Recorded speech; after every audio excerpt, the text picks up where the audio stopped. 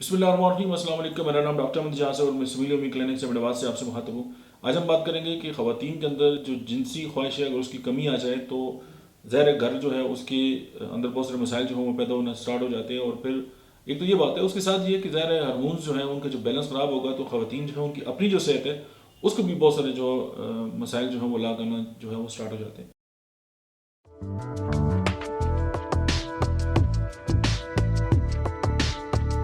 तो उसके लिए ओनोस्मोडियम और कोनियम।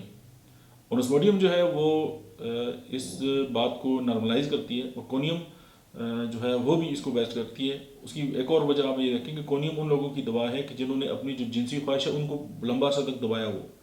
आपने देखा होगा कि कुछ लोग जो है मुल्क से बाहर रहते हैं और उनकी ख़वातीन जो हैं वो घर में होती हैं और ज़ाहिर है एक लंबा अर्सा जो है वो एक ख़ास जो रिलेशन है उनका डेवलप नहीं हो जाता, फिर आस्ता आस्ता जो है उनकी ये ख्वाहिश जो है वो ख़त्म होना स्टार्ट हो जाती है।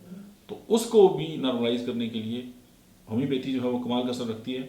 कोनियम 30 और ऑस्मोडियम 30 दिन में 3 से 4 बार 2 घूंट पानी में इस्तेमाल करें और होम्योपैथी के मज़े लें। Thank you very much.